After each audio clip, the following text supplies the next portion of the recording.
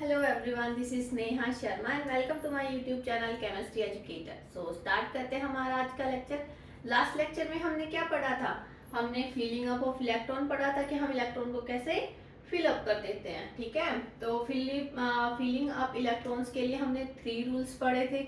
First था Aufbau principal, second क्या था Hund's rule of maximum multiplicity and third one is poly exclusion principle. ठीक है, तो फर्स्ट अफबाउ प्रिंसिपल हमें क्या बोलता था कि हम क्या करेंगे कि जो लोवेस्ट एनर्जी लेवल होगा उसको फर्स्टली फिल अप करेंगे। ठीक है, उसके बाद हम नेक्स्ट एनर्जी लेवल में जाएंगे। ठीक है, अगर दो एनर्जी लेवल जिनकी n प्लस एल वैल्यू अगर सेम आती है तो उस केस में हम क्या करेंगे, जो भी एनर्जी लेवल जिसकी लोअर n की वैल्यू होगी, n की वैल्यू लोअर होगी, उसको हम क्या करेंगे फर्स्टली फिलअप करेंगे। क्लियर? ठीक है, और सेकंड क्या था हमारा Hund's rule of maximum multiplicity. उसमें क्या बताता है कि कोई भी जो अगर हम डीजनरेट ऑर्बिटल को फिलअप कर रहे हैं, ठीक है, इलेक्ट्रॉन उनमें फिलअप कर रहे हैं, तो क्या करोगे, पहले उनको सिंगली क्या करो ऑक्यूपाई करो, इलेक्ट्रॉन उसमें सिंगली ऑक्यूपाइड होंगे एंड देन पेयरिंग स्टार्ट होगी। क्लियर? डीजनरेट का मीन्स होता है same energy. Clear? Okay, poly exclusion principle क्या बोलता है कि किसी भी ऑर्बिटल, देखो जैसे ये कोई ऑर्बिटल है 1s, एक ऑर्बिटल 2 इलेक्ट्रॉन्स ऑक्यूपाई करता है। ठीक है, तो पॉली एक्सक्लूजन प्रिंसिपल के अकॉर्डिंग दो इलेक्ट्रॉन्स उनके जो 4 क्वांटम नंबर्स होंगे वो एग्जैक्टली सेम नहीं होंगे। ठीक है, क्लियर? आ गया समझ?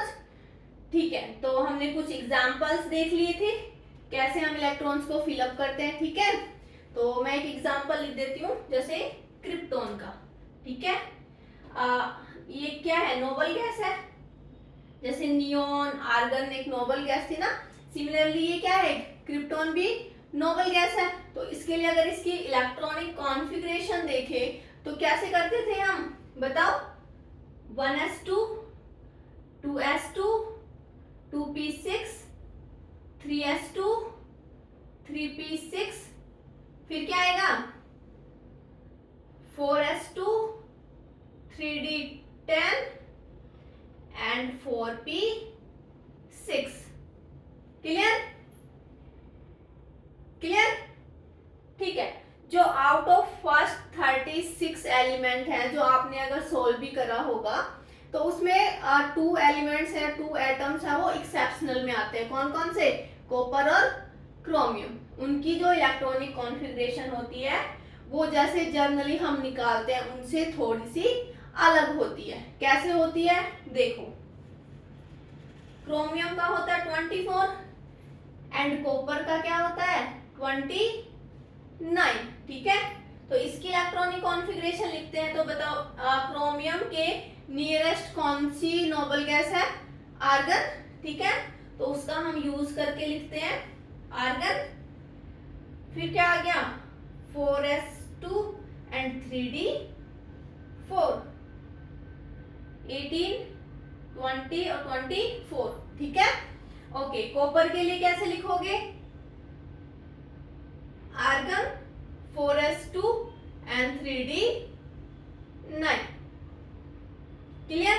जनरली हम यही लिखते हैं, बट इसमें थोड़ा सा चेंज है, ये कॉन्फ़िगरेशन ना होके क्या आएगी, ऑर्गन तो एग्जैक्टली सेम, बट इसकी जगह क्या आएगा 4s1 3d5 और ये क्या आ गया 4s1 3d10। ठीक है, ये कॉन्फ़िगरेशन ना हो के कौन सी कॉन्फ़िगरेशन आएगी, ये वाली।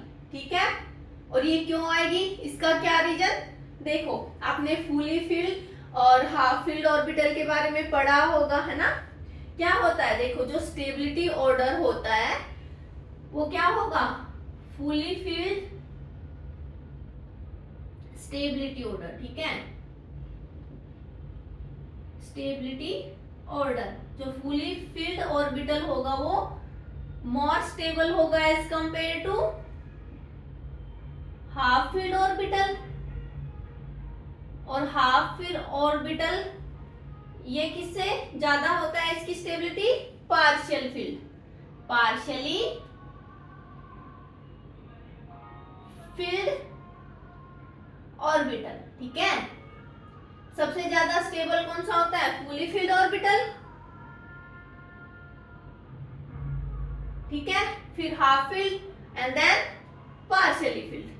क्लियर? आ गया समझ में? और कैसे होता है देखो, फुली फील्ड या हाफ फील्ड की अगर हम बात करें तो इसमें क्या आती है? सिमेट्री आ जाती है ना। एक सिमेट्री फैक्टर होता है, एक एक्सचेंज एनर्जी का फैक्टर होता है। ठीक है, मतलब जो भी ये ऑर्बिटल्स आएंगे इसमें जो सिमेट्रिकल स्ट्रक्चर होगी ऑर्बिटल की वो क्या होती है? मोर होती है, I mean more stable structure होगी अगर सिमेट्रिकल आता है तो। ठीक है, अगर मोर स्टेबल होती है, अगर मोर सिमेट्रिकल आ गया तो वो स्ट्रक्चर स्टेबल होगी, और अगर वो स्टेबल है तो उसकी एनर्जी क्या होती है? लो एनर्जी होती है। ठीक है, क्लियर? अच्छा, एक्सचेंज एनर्जी क्या होती है? फिर एक्सचेंज एनर्जी भी मतलब एनर्जी एक्सचेंज होती है हाफ फील्ड और फुली फील्ड, है ना, as compare to partially filled. मतलब पार्शियली फील्ड के कंपैरिजन में जो एनर्जी का एक्सचेंज होगा वो कहाँ ज्यादा होगा? वो फुली फील्ड और हाफ फील्ड ऑर्बिटल में। क्लियर? तो रीजन समझ आ गया?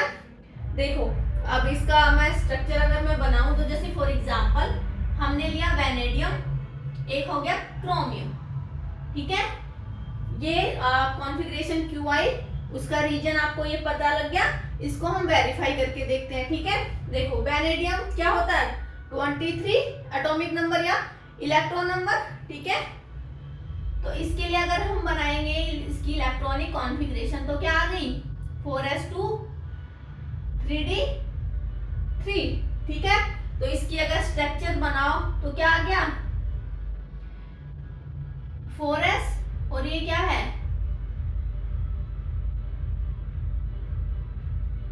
3d। ठीक है, तो फर्स्टली किसमें आप फिलअप करोगे? 4s में, है ना। 3d, इसमें कितने हैं इलेक्ट्रॉन? 3। ये क्या है? डीजर्नेट लेवल है, 5 डीजर्नेट ऑर्बिटल है। तो इसमें क्या करोगे? फर्स्टली सिंगल ऑक्युपाइड करोगे। ठीक है, तो क्या करोगे? सिंगली ऑक्युपाइड करा। क्लियर? आ गया समझ? अब इसमें करो आर्गन। इसको मैं पहले इसकी जर्नल कॉन्फ़िगरेशन लिखती हूँ। ठीक है, देखो 3d4। अगर हम इसकी बनाते हैं 4s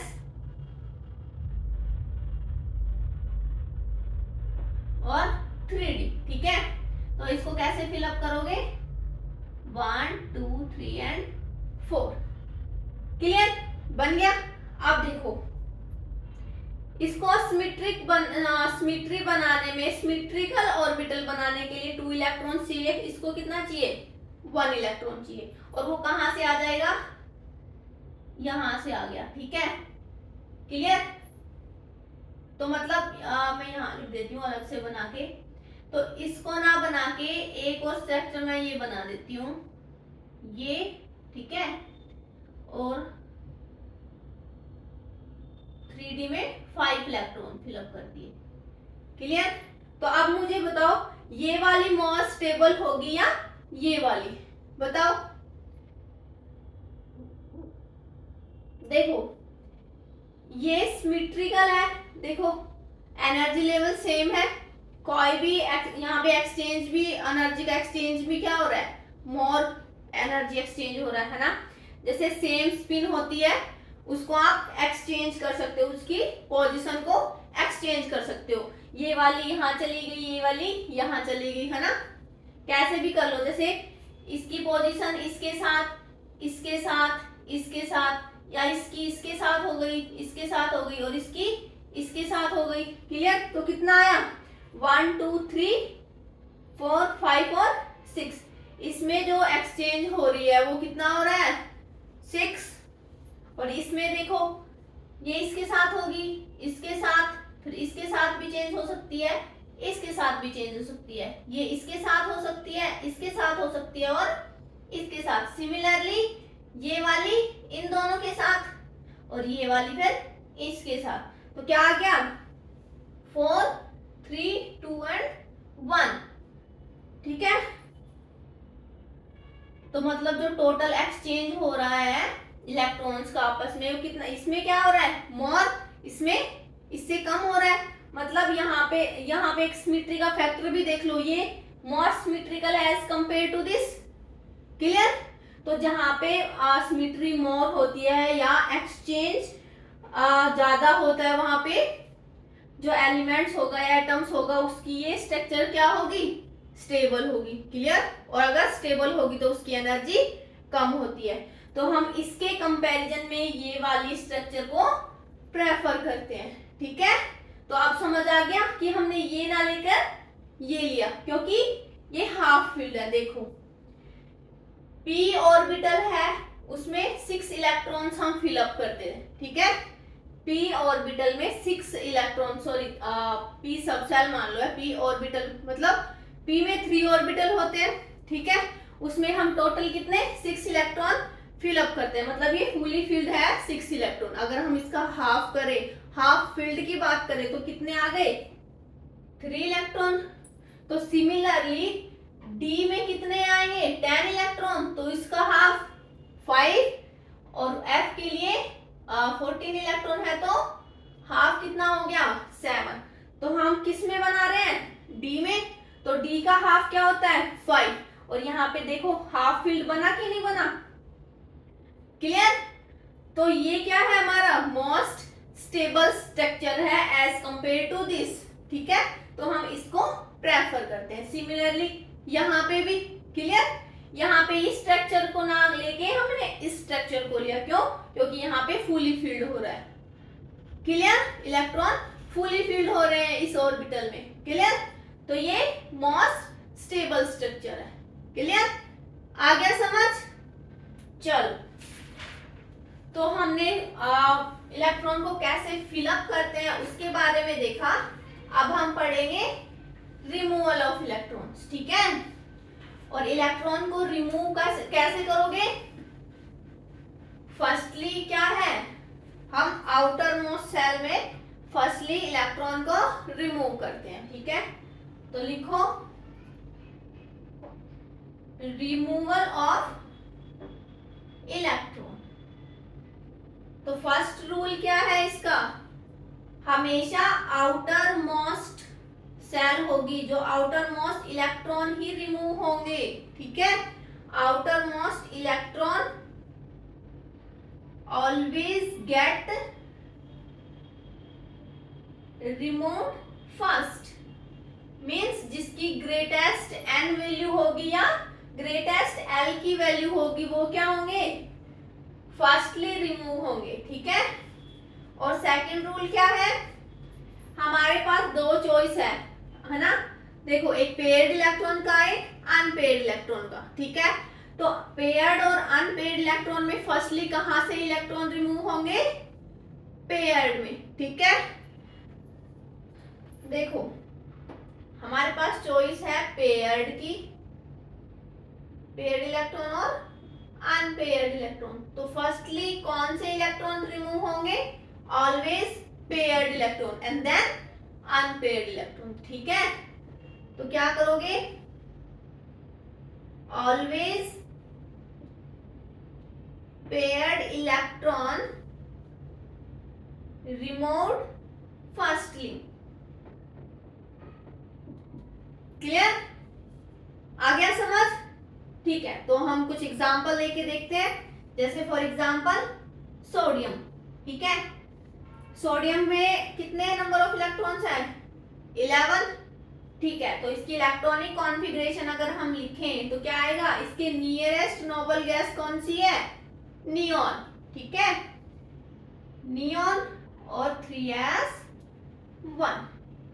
सोडियम के लिए इलेक्ट्रॉनिक कॉन्फ़िगरेशन आ गई। तो अगर मैं बोलूं सोडियम का आउटर मोस्ट इलेक्ट्रॉन कौन सा होगा, आउटर मोस्ट सेल से इलेक्ट्रॉन रिमूव हो रहे हैं, मतलब आउटर मोस्ट सेल से जो इलेक्ट्रॉन्स रिमूव होते हैं उनको क्या बोलते हैं हम, आउटर मोस्ट इलेक्ट्रॉन। तो यहाँ बताओ मुझे आउटर मोस्ट इलेक्ट्रॉन कहाँ से रिमूव हो रहा है, बताओ कौन सी सेल से, यहाँ से, यही है हमारी आउटर मोस्ट सेल, यहाँ से इलेक्ट्रॉन रिमूव हो रहा है, ठीक है। और कहाँ पे जा रहा है, फिर नियरेस्ट नोबल गैस पे जा रहा है, जहाँ अगर इलेक्ट्रॉन रिमूव कर रहे हैं तो फिर ये नोबल गैस के इक्वल आ रही है, ठीक है। तो कितना इलेक्ट्रॉन रिमूव हो रहे हैं यहाँ पे, 1, है ना। तो जैसे मैं सोडियम से Na+ पे जा रही हूँ, ठीक है। अगर मैं Na+ बना रही हूँ तो क्या आएगा, इसकी इलेक्ट्रॉनिक कॉन्फ़िगरेशन नियॉन 3s0, ये आप ना भी लिखो, ठीक है, क्लियर। तो इसकी जो इलेक्ट्रॉनिक कॉन्फ़िगरेशन होगी, किसकी, इसकी क्या होगी, 1s2 2s2 और 2p6, क्लियर।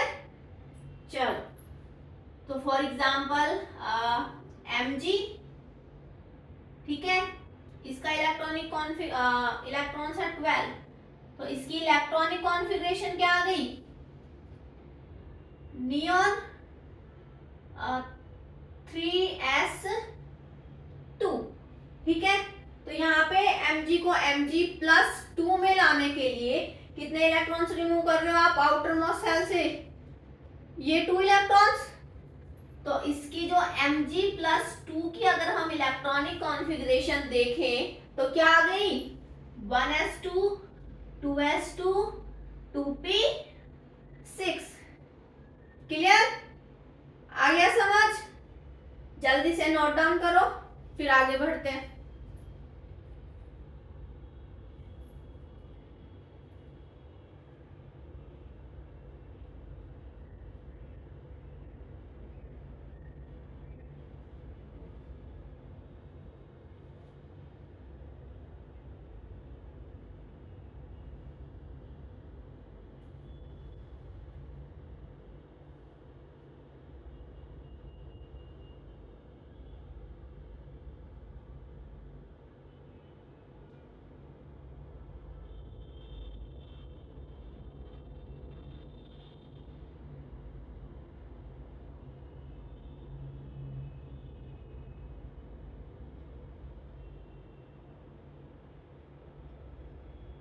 हो गया, चलो, so let's try one more example.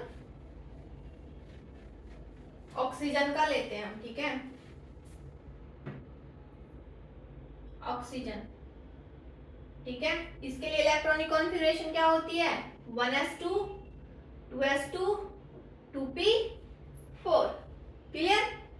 वैसे तो ऑक्सीजन गेन करता है इलेक्ट्रॉन, बट जनरली फिलहाल के लिए हम अगर ऑक्सीजन प्लस के लिए बात करें, है ना, O+ के लिए अगर हम देखें तो इसके लिए इलेक्ट्रॉनिक कॉन्फ़िगरेशन क्या होगी, यहाँ पे देखो ये क्या है, 1s 2s और ये 2p, ठीक है। 1s में 2 इलेक्ट्रॉन, 2s में 2 इलेक्ट्रॉन्स और 2p में 4 इलेक्ट्रॉन्स, क्लियर। अब हम बना रहे हैं O+, तो कहां से इलेक्ट्रॉन रिमूव होंगे, आउटर मोस्ट सेल से, ठीक है।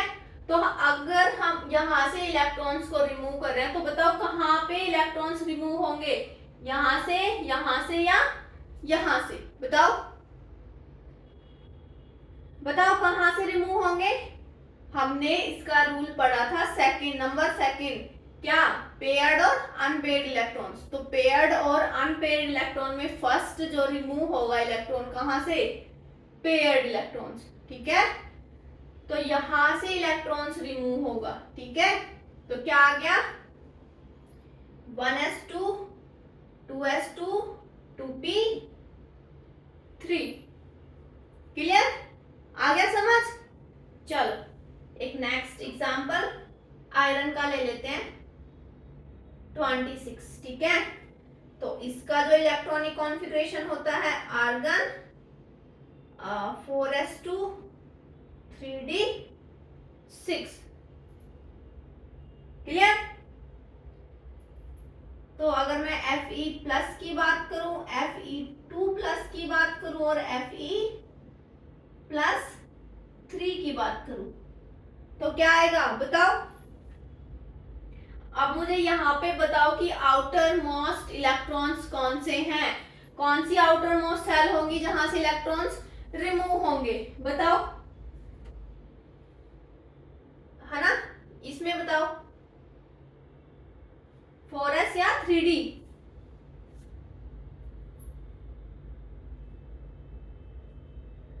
आउटर मोस्ट इलेक्ट्रॉन मतलब मैंने आपको बोला था कि जिसकी ग्रेटेस्ट वैल्यू या ग्रेटेस्ट एल की वैल्यू होगी वो क्या होता है, आउटर मोस्ट इलेक्ट्रॉन, है ना। तो यहाँ से 4s आउटर मोस्ट इलेक्ट्रॉन होंगे या 3d के आउटर मोस्ट इलेक्ट्रॉन होंगे, ऑब्वियसली किसके होंगे, 4s वाले, ठीक है। तो कहां से फर्स्टली रिमूव कहां से होगा, 4s से, क्लियर। हम फिलअप कर रहे थे तब इसको फर्स्टली फिलअप करा था, देन इसको, बट अगर रिमूव कर रहे हैं तो हम लास्ट से स्टार्ट करते हैं, ठीक है। मतलब आउटर मोस्ट सेल 4s हो गई, तो इसके जो इलेक्ट्रॉन होंगे वो क्या होंगे, फर्स्टली रिमूव होंगे, ठीक है। तो अगर मैं Fe+ की बात करूं तो इसके लिए कॉन्फ़िगरेशन क्या आ गई, आर्गन 4s1 एंड 3d6, ठीक है। 3d6 4s1 कैसे भी लिख दो ना, डजंट मैटर, ठीक है। तो यहां से रिमूव हो गया एक इलेक्ट्रॉन, ठीक है। अगर मैं Fe+2 की बात करूं तो आर्गन, यहां से दोनों इलेक्ट्रॉन रिमूव हो गए, 4s0 उसको लिखने की जरूरत नहीं है, तो डायरेक्टली क्या लिख दो 3d6, क्लियर। Fe3+ इसके लिए क्या आएगा, आर्गन 3d5, क्लियर। दो इलेक्ट्रॉन यहां से रिमूव हुए और एक इलेक्ट्रॉन डी से, और डी से कौन सा वाला, जो पेयर्ड इलेक्ट्रॉन है उसको रिमूव करोगे पहले, ठीक है। तो टोटल 3 इलेक्ट्रॉन्स रिमूव हो गए, तो दो तो 4s के और एक डी का, क्लियर, आ गई समझ में। तो जल्दी से नोट डाउन करो, फिर मैं आपको एग्जांपल देती हूँ, वो आप खुद सोल्व करना।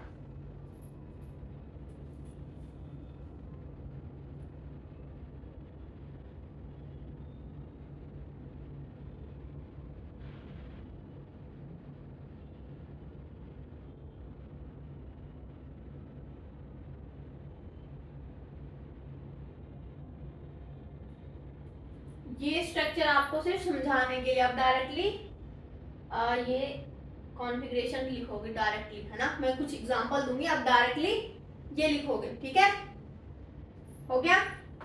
चलो let's move next example.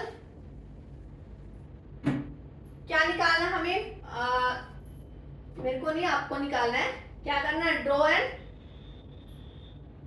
Find, ठीक है। क्या करोगे, Ni+2 और Ni+4 के लिए, ठीक है। तो इसके लिए इसकी इलेक्ट्रॉनिक कॉन्फ़िगरेशन फाइंड आउट करनी है और इसकी स्ट्रक्चर बनानी है, मतलब वो बॉक्सेस वाली, ठीक है, क्लियर। तो इसको जल्दी से सोल्व करो।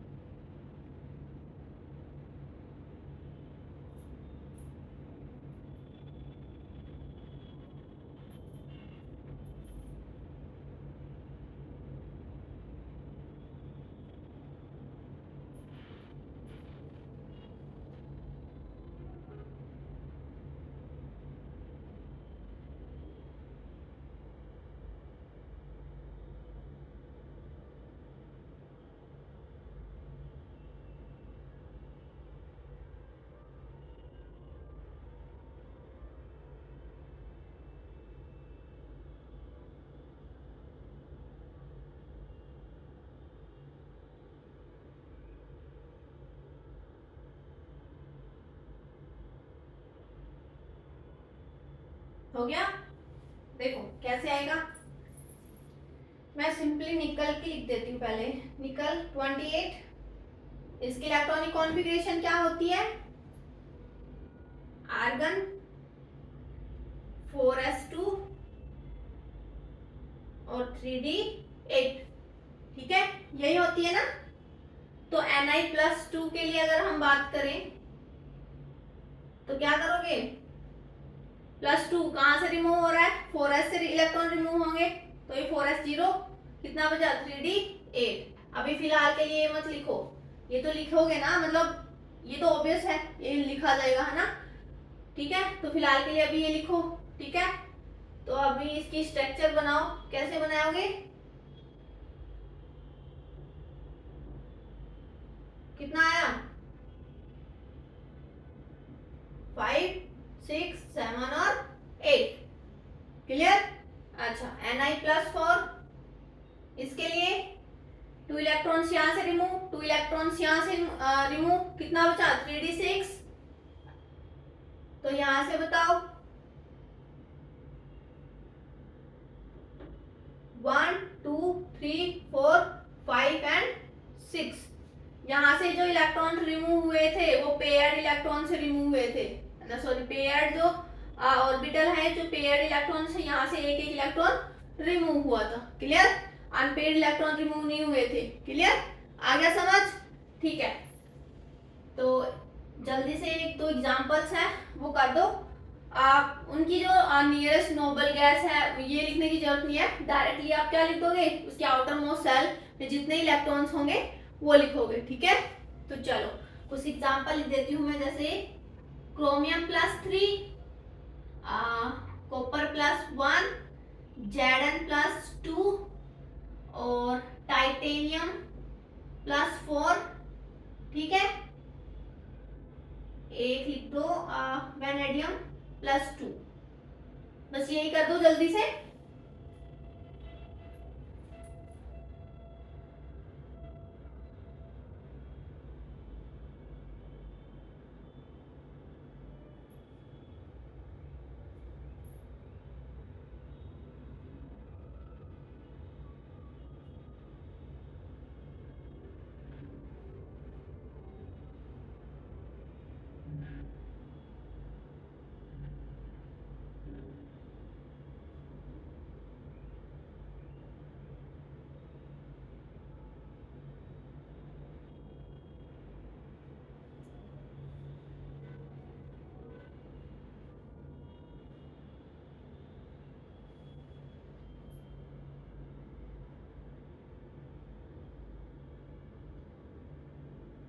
हो गया, देखो इसका क्या आया? क्रोमियम +3, इसका आएगा, चेक करना है ना, 4s0 3d3, है ना। क्रोमियम का क्या होता है कॉन्फ़िगरेशन? 4s1 3d5, तो एक इलेक्ट्रॉन s से निकला, 2 इलेक्ट्रॉन d से, क्लियर। अच्छा, कॉपर प्लस के लिए क्या आ गया? 4s0 3d10, ठीक है। Zn+2 के लिए आएगा 4s0 3d10, ठीक है। टाइटेनियम+4 के लिए आएगा 4s0 3d0, ठीक है, क्लियर। और वेनेडियम +2, इसके लिए आएगा 4s0 3d3। चेक करो यही है क्या? यही है, ठीक है। जल्दी से इसको नोट डाउन करो, फिर आगे बढ़ते हैं।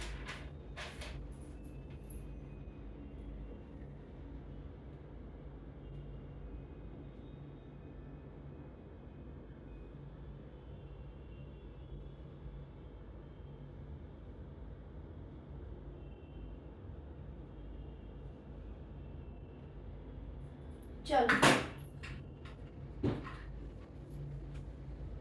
अब हम बात करेंगे मैग्नेटिक मोमेंट, ठीक है। मैग्नेटिक मोमेंट किससे रिलेटेड है? अनपेयर्ड इलेक्ट्रॉन से, ठीक है। देखो क्या है मैग्नेटिक मोमेंट। इसको किससे डिनोट करते हैं हम?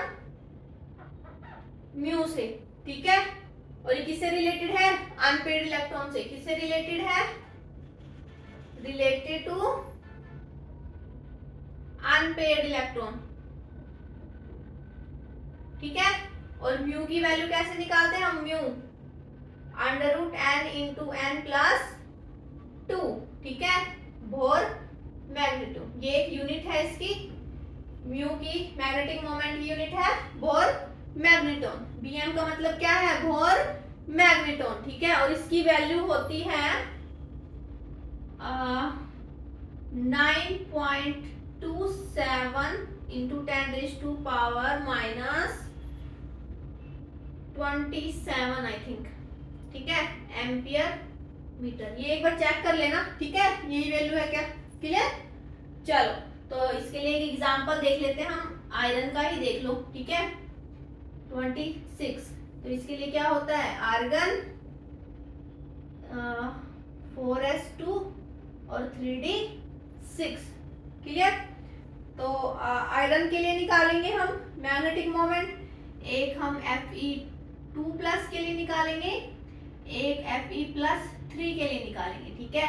तो इसका क्या आ गया? आर्गन 3d6 और ये आर्गन 3d5, क्लियर। तो एक एक करके इसमें अगर हम मैग्नेटिक मोमेंट निकाले तो कैसे निकालोगे? इसका एक स्ट्रक्चर बना देती हूँ। ये है 4s और ये है 3d, 2 1 2 3 4 5 और 6, ठीक है। तो देखो 1 2 और 3, ठीक है। नंबरिंग दे देती हूँ। फर्स्ट के लिए देखो क्या है? फर्स्ट आयरन, आयरन के लिए जो अनपेड इलेक्ट्रॉन, सॉरी देखो इसमें क्या है? एन क्या है? नंबर ऑफ अनपेयर्ड इलेक्ट्रॉन्स, क्या है? नंबर ऑफ अनपेयर्ड इलेक्ट्रॉन, ठीक है। तो आयरन में नंबर ऑफ अनपेयर्ड इलेक्ट्रॉन कितने हैं? 1 2 3 और 4, ठीक है। तो इसके लिए मैग्नेटिक मोमेंट क्या आ गया? 4 इंटू 4 प्लस 2 बोर मैग्नेटोन, कितना आया? √24 bm, क्लियर। तो सिमिलरली इन दोनों के लिए निकालो। सेकंड के लिए क्या आएगा? Fe+2 3d6, देखो इसमें भी यही सेम है ना, 4 अनपेयर्ड इलेक्ट्रॉन है, तो इसमें भी यही आएगा 4+2 bm। तो इसका भी क्या आ गया? √24 bm। अच्छा, थर्ड में क्या है? Fe+3 के लिए अनपेयर्ड इलेक्ट्रॉन 3d5 मींस यहां से इलेक्ट्रॉन रिमूव, तो कितने बचे? अनपेयर्ड इलेक्ट्रॉन हो गए सारे 5 अनपेयर्ड इलेक्ट्रॉन्स आ गए, ठीक है। तो यहां लिखो 5 इंटू 5 प्लस 2 bm, कितना आया? 35 बोर मैग्नेटोन, क्लियर। जल्दी से नोट डाउन करो।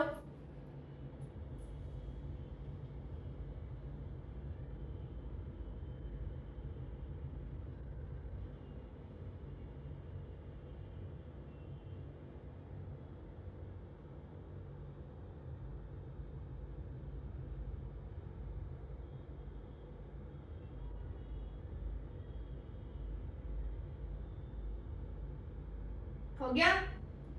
चलो, तो आगे प्रोसीड करते हैं। अब हम कुछ ग्राफ्स देख लेते हैं, है ना, साई और आर के बीच में, ठीक है। Psi versus R, psi square versus R, है ना। देखो किस किस के बीच में देखेंगे? Psi versus R, psi square versus R, और एक है psi square DV versus R, ठीक है। तो फर्स्ट हम, अच्छा, इनको निकालने के लिए क्या करोगे? पहले हम निकालेंगे रेडियल नोड, ठीक है। पहले फाइंड आउट करोगे आप रेडियल नोड, और उसके बाद सेकंड क्या है? हमेशा एस के लिए जो एस सबसेल या एस ऑर्बिटल बोल दो, उसके लिए क्या करोगे, ग्राफ कहां से स्टार्ट होगा, स्टार्ट ऑलवेज हाई, यहां से स्टार्ट होगा, ठीक है। ये किसके लिए है, एस के लिए, किसके लिए है, एस के लिए, ठीक है। कहां से स्टार्ट होगा, ऑलवेज हाई, ठीक है। और पी डी और एफ के लिए कहां से स्टार्ट होगा, ग्राफ ऑलवेज कहां से होगा, लो से होगा, ठीक है। एस के लिए हमेशा हाई से और पी डी एफ के लिए लो से, किसके केस में, साई वर्सेस आर के केस में, ठीक है। तो फॉर एग्जांपल देखो, अगर मैं 1s की बात करूं, 1s की बात करूं तो इसके लिए रेडियल नोड निकालो, कैसे निकालते हो, n माइनस एल माइनस 1। तो कैसे निकालोगे, n की वैल्यू 1, l की वैल्यू s के लिए 0, माइनस 1 कितना आया, 0, मतलब रेडियल नोड 0, कोई रेडियल नोड नहीं है। तो इसके लिए ग्राफ कैसे बनाओगे, देखो साई और आर, ठीक है। मैंने बोला था एस के लिए ऑलवेज स्टार्ट कहां से करोगे, हाई से, रेडियल नोड नहीं है तो ये जो लाइन है वो एक्स एक्सिस यानी आर वाली एक्सिस को टच नहीं करेगी। तो इसके लिए ग्राफ क्या आ गया, ये वाला, ये कभी भी इस लाइन को टच नहीं करेगी, क्लियर, आ गया समझ, ठीक है।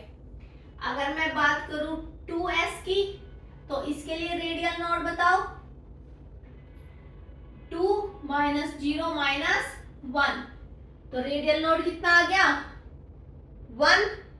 तो इसके लिए ग्राफ बनाओगे तो कैसे बनेगा, psi versus R, always start high, तो ये गया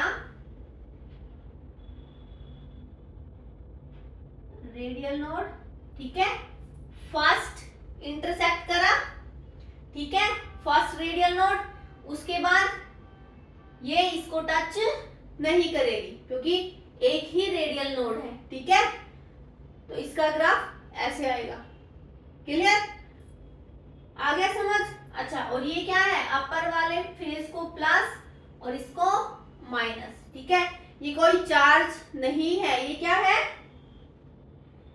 ये ओनली साइन है, किसका, साई को इंडिकेट करने के लिए, ठीक है। ये साई के साइन है, upper side psi positive and lower side psi negative, clear, आ गया समझ। चलो, अगर मैं बात करूं 3s की, तो इसके लिए रेडियल नोड बताओ कितने आएंगे, 3 माइनस 0 माइनस 1 कितना आया, 2। तो इसके लिए ग्राफ बनाओ साई वर्सेस आर का, तो इसके लिए आएगा 1 नोड, 2 नोड, और ये फिर ऐसे चला जाएगा, फिर आगे टच नहीं होगा, है ना। और ये पीक हमेशा क्या होती जाएंगी, डिक्रीज होती जाएंगी, ठीक है। जैसे जैसे रेडियल नोड जितना ज्यादा, उतनी ज्यादा पीक क्या होती जाएंगी, डिक्रीज होती जाएंगी, ठीक है। ये प्लस, ये माइनस, ये प्लस, ओके, क्लियर। तो अगर मैं जैसे ये पीक है, एक ये पीक है, तो इसकी इन दोनों में जो ग्रेटर पीक होगी कौन सी है, फर्स्ट वाली, ठीक है, first is greater than second, clear. जल्दी से नोट डाउन करो।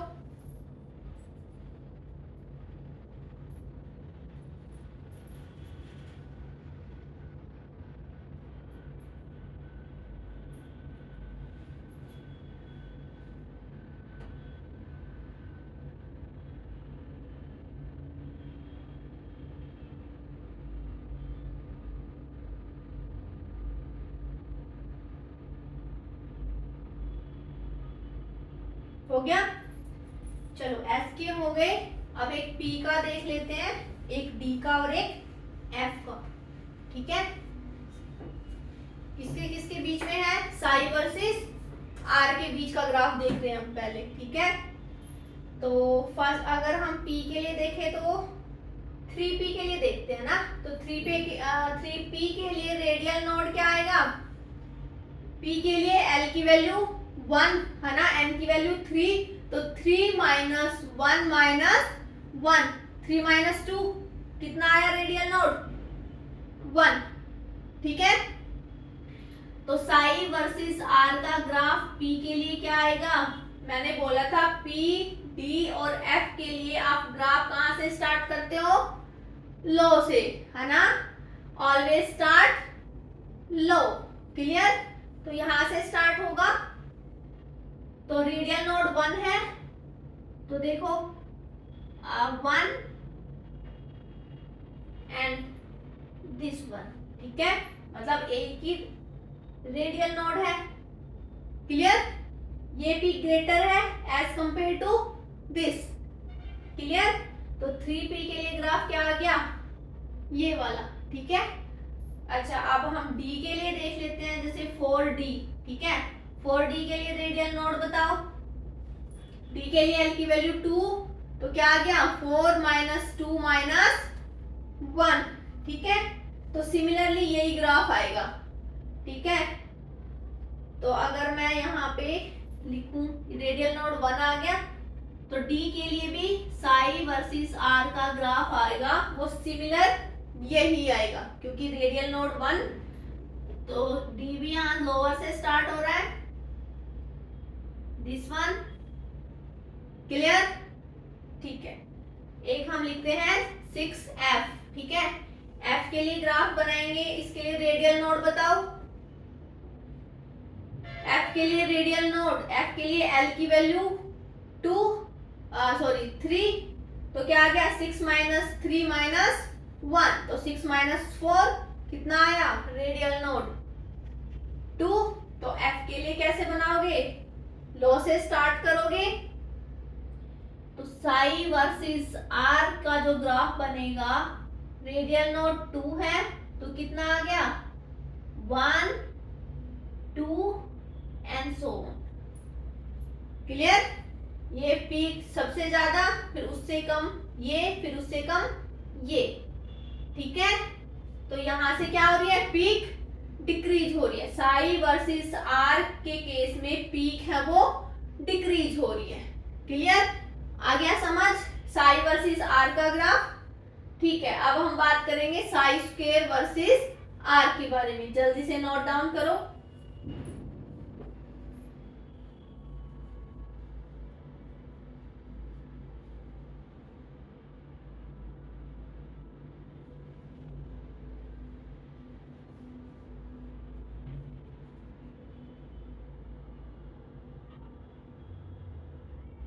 हो गया?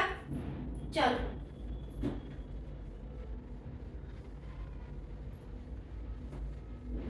अब हम बात करते हैं साई स्क्वायर वर्सेस आर की ग्राफ के लिए। ठीक है, तो इसमें देखो साई स्क्वायर मींस जो साई की वैल्यू वो ऑलवेज क्या होगी?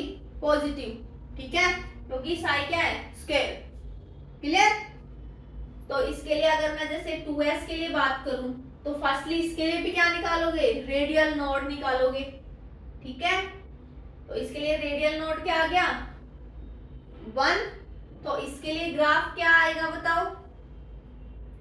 Sai square versus R. इसमें भी वही सेम कंसेप्ट, एस हाई, ठीक है, और P D F start low. But इसमें देखो साई स्क्वायर की जो वैल्यू है वो पॉजिटिव होती है।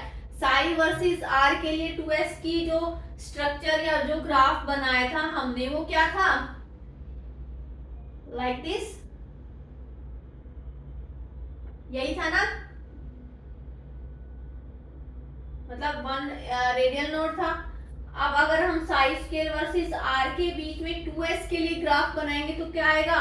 सिंपली जो ये वाला पार्ट है ये पॉजिटिव डायरेक्शन में चला जाएगा। ठीक है, और सिमिलरली आगे जो भी हम 4s 3p 4d इसके लिए अगर हम करेंगे, उनके भी जो नीचे जो भी स्ट्रक्चर आ रही है या वेव आ रही है, उसको हम कहाँ पे चले जाएंगे? पॉजिटिव डायरेक्शन में लेके चले जाएंगे। ठीक है, तो इसके लिए ग्राफ क्या आएगा साई स्क्वायर वर्सेस आर का? दिस वन, ये यहां तक, इसके बाद ये ऊपर दिस वन। तो ये क्या आ गया, एक रेडियल नोड आ गया। क्लियर? उसके बाद ये कहीं पे भी टच नहीं होगी। क्लियर? चलो, तो अगर हम 3s के लिए बात करें तो इसके लिए रेडियल नोड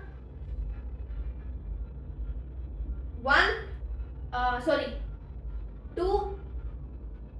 क्लियर? तो इसके लिए स्ट्रक्चर क्या आएगी, साई स्क्वायर वर्सेस आर। तो आ गई इसकी दिस वन 2, ये पीक कम होती चली जाएंगी। ठीक है? इसके केस में भी पीक क्या हो रही है, डिक्रीज होंगी। क्लियर? तो ऐसे आएगा। ठीक है? 3s के लिए साई स्क्वायर वर्सेस आर का ग्राफ। और रेडियल नोड है 2, कितने आ गए, 1 और 2 रेडियल नोड आ गए। क्लियर? ठीक है, तो P और D एंड F के लिए और देख लेते हैं। तो 4P के लिए बात करें तो रेडियल नोड कितना आ रहा है, 4 - 1 रेडियल नोड आ गया 2। क्लियर? तो इसके लिए जो साई स्क्वायर वर्सेस आर का ग्राफ है कैसे बनेगा, बताओ, कहां से स्टार्ट होगा, यहां से। ठीक है? तो देखो, first radial node, second and like this. Clear? 2 nodes आ गए। ठीक है? चलो, अगर मैं 4D की बात करूं तो 4D के लिए रेडियल नोड 4 - 2 - 1, तो रेडियल नोड आ गया 1। तो ये किसके सिमिलर आएगा, लाइक दिस। ठीक है? तो इसका अगर ग्राफ बनाओगे तो psi square versus R, sorry, ये तो हाईएस्ट से स्टार्ट हो रहा है, यहाँ लो से स्टार्ट होगा। ठीक है? तो ये कैसे आ गया, ऐसे। कैसे आ गया, ऐसे। ठीक है? आ गया समझ? 4F के लिए भी सिमिलरली ऐसे ही करोगे। ठीक है? इसको जल्दी से नोट डाउन करो।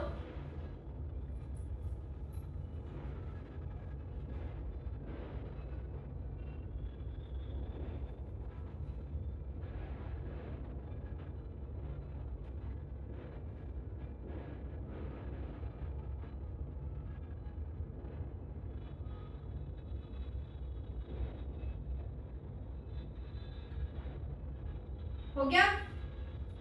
चलो, तो नेक्स्ट ग्राफ किसके किसके बीच में है, psi square DV versus R. ठीक है?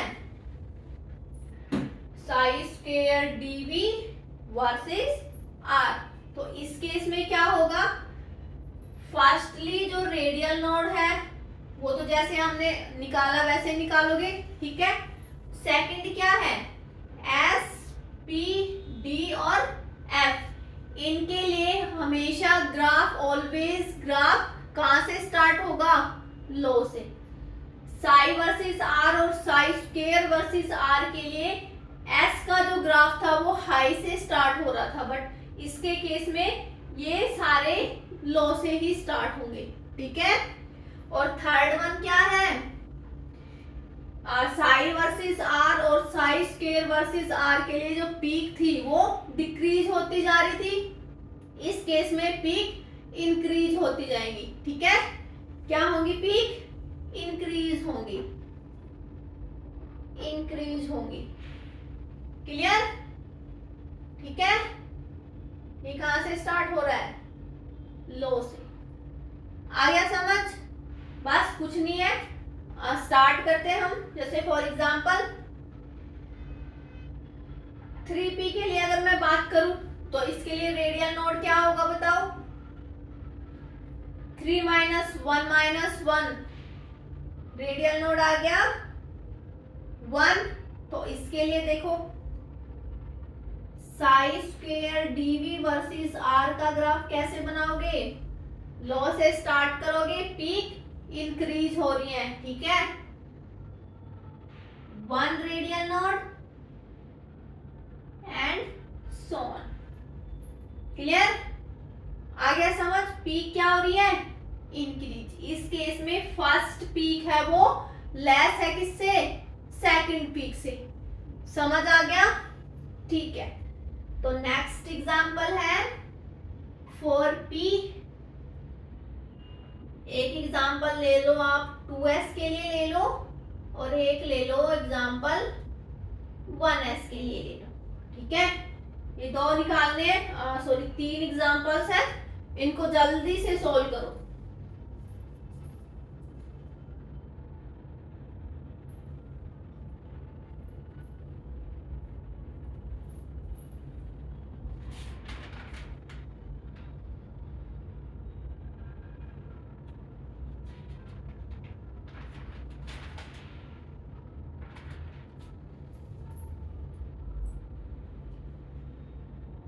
हो गया? देखो इसमें क्या करोगे, रेडियल नोड कितने आए 4p के लिए?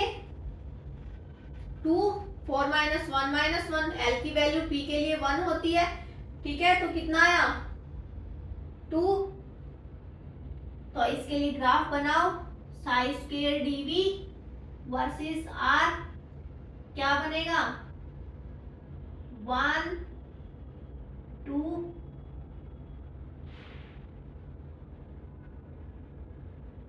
like this, 2 radial node. Clear? चलो 2s के लिए बनाओ। इसके लिए रेडियल नोड कितना आया? 2s के लिए रेडियल नोड 1। ग्राफ बनाओ, Sai square dv versus r। कैसे बनाओगे?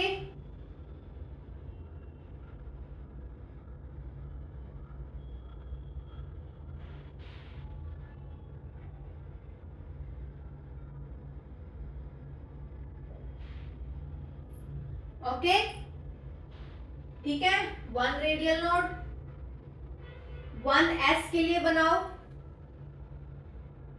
Sai square dv versus r। तो इसके लिए कैसे बनेगा? लाइक दिस, ठीक है। आपने कैसे बनाया था? ऐसे, है ना? ये भी सही है, ठीक है, सेम ही है। क्लियर? ठीक है, इसका मैं भी बताती हूँ, ठीक है। ये भी सही, अगर आपने बनाया है ऐसे तो ये भी करेक्ट है, ठीक है। ये जल्दी से नोट डाउन को, फिर मैं बताती हूँ।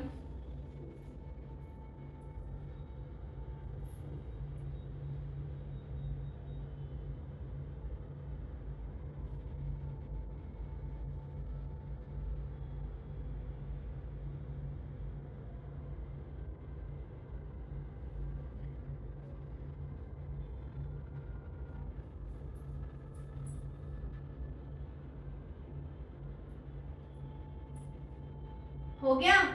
देखो, जो Sai square dv versus r का जो ग्राफ है ना, साई स्क्वायर dv के जो ग्राफ में जो s के जो ग्राफ बना रहे हो आप, है ना, s के लिए जो ग्राफ बनाएंगे उनकी जो पीक आएगी वो क्या आएगी? शार्प पीक आएगी, मतलब ऐसे, ठीक है, ठीक है।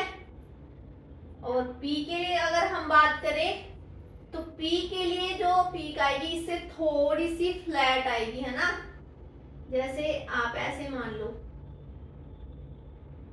ठीक है। D के लिए इससे थोड़ी सी फ्लैट, ऐसे, ठीक है। मतलब ये क्या हो रही है? इंक्रीज हो रही है ना, बट ये फ्लैट होती जा रही है। और F के केस में और भी फ्लैट हो जाएंगे, मतलब कैसे? ऐसे करके, ठीक है। यहां से शार्प हो रही है और इसमें फ्लैट हो रही है। क्लियर? मतलब S के केस में शार्प, P में इससे थोड़ी सी फ्लैट, D में P से थोड़ी सी फ्लैट, और D में F में D से भी ज्यादा फ्लैट हो जाएगी। क्लियर?